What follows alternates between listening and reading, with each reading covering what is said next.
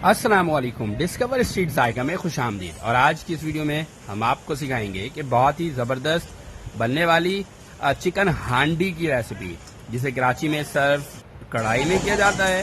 آپ چاہیں تو اس میں پاٹ میں بنا سکتے ہیں۔ مسالے اس میں جو درکار ہیں: کالی مرچ، زیرہ پاؤڈر، گرم مسالہ، ہلدی اور گول والی لال مرچ یعنی ریڈ ہول چلی۔ سب سے پہلے آپ نے یہاں پہ کیا کرنا ہے کہ آپ نے بون لیس چکن لے لینا ہے، اور اس میں بون لیس چکن یہاں پہ آدھا کلو لیا گیا ہے، 500 گرام بون لیس چکن۔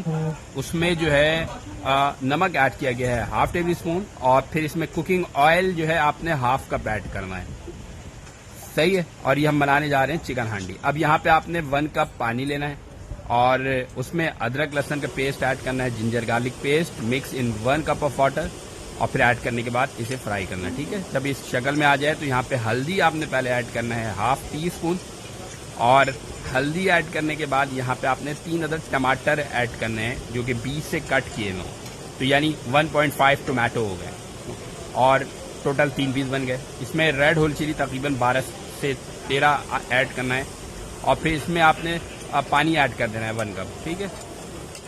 پھر آپ نے کیا کرنا ہے کہ اس کو اچھی طرح مکس کرنا ہے۔ یاد رہے کہ یہ لوگ گرم پانی کا استعمال کرتے ہیں، ٹھنڈا پانی آپ نے بالکل ایڈ نہیں کرنا ہے، اور پھر اس کو کور کرنا ہے اور تقریباً 6 سے 7 منٹ کے لیے چھوڑنا ہے تاکہ اس کی چھلکا سافٹ ہو جائے ٹماٹر کے، اور ریموو کرنے میں آسانی ہو، ٹھیک ہے۔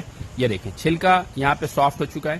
اب اسے آپ نے یہاں پہ ریموو کرنا ہے، اور ریموو کرنے کے بعد اس کو اچھی طرح سے مکس کرنا ہے تاکہ یہ اچھی طرح سے اس کی گریوی بن سکے۔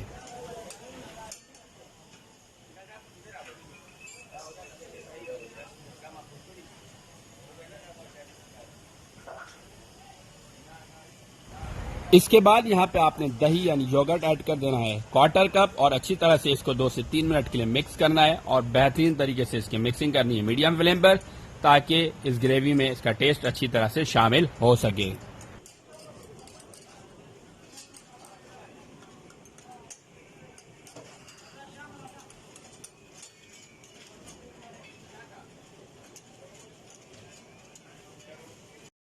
اس کے بعد باقی سارے مسالے ایڈ کر دینے ہیں۔ اس میں بلیک پیپر، کٹی ہوئی کالی مرچ جو کہ 1 ٹی اسپون لیا گیا ہے، گرم مسالہ ½ ٹی اسپون، زیرہ پاؤڈر جو ہے یعنی کیومن سیڈز پاؤڈر ½ ٹی اسپون لیا گیا ہے، آپ نے اس میں ایڈ کر دینا ہے، اور پھر اچھی طرح سے 4 سے 5 منٹ کے لیے بھنائی کرنی ہے تاکہ مسالے اچھی طرح سے اس میں شامل ہو جائیں۔